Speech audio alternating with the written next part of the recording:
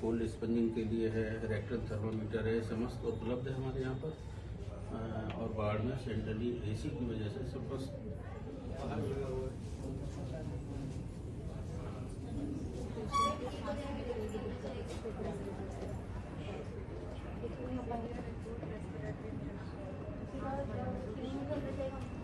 हमारे यहाँ 20 bed reserve किए गए हैं, जिसमें से 10 बेड तुरंत ही रिजर्व किए गए हैं कि अगर कोई मरीज आता है तो उसकी कोल्ड स्पंजिंग मतलब हमारा जो रूम्स हैं सभी सेंट्रली एयर कंडीशनड रूम्स हैं और आइस पैक्स की व्यवस्था है, रेक्टल थर्मामीटर की व्यवस्था है, समस्त व्यवस्थाएं, ORS की व्यवस्था है, जो ज़रूरत की चीज़ें हैं समस्त सुविधाएं उपलब्ध हैं।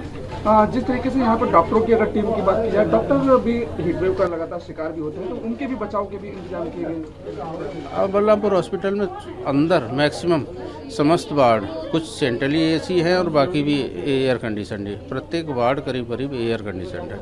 ऐसा कोई वार्ड है नहीं जो शायद एयर कंडीशन नहीं हो, समस्त वार्ड एयर कंडीशन है।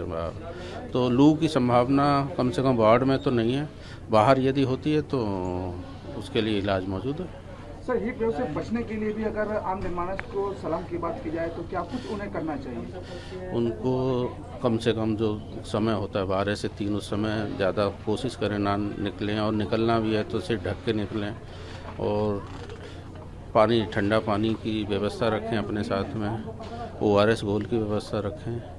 और ये सभी बैनर जितने भी हमारे हीट वेव से बचने के लिए इमरजेंसी, आउटडोर इमरजेंसी में सभी जगह लगे हुए हैं कि क्या क्या बचाव के तरीके हैं और कैसे काम करना चाहिए। हमारे यहाँ हर CSC को बोल दिया गया है अपने यहाँ कोल्ड रूम बनाने के लिए, कोल्ड रूम में कूलर, फैन को लगाने के लिए व्यवस्था बोल दिया गया है। कोल्ड रूम के साथ ही वहाँ पे ORS की अच्छी उपलब्धता के लिए बोल दिया गया है।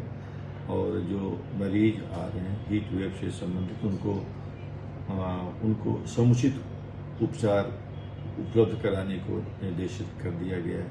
और हमारे यहाँ शहर में जितने भी लोग हैं, पम्पलेट, बैनर और पोस्टर भी लगवाने का काम जारी है, जिससे लोग जागरूक हों और हीट वेव से प्रभावित ना हों और बचें। सर, हीट वेव से बचाव को लेकर के अगर बात की जाए, जो हॉस्पिटल नहीं पहुंच रहे हैं उन आम जनमानस को लेकर के कितनी जो समय की अगर बात की जाए तो किस समय लोग ज़्यादा बाहर ना निकलें? हीट वेव का प्रकोप ज़्यादातर दिन के 12 बजे से 4 बजे के बीच में रहता है। उस समय हम अपने लखनऊ वासियों से आग्रह करेंगे कि उस समय बहुत ही आवश्यक हो तभी घर से निकलें।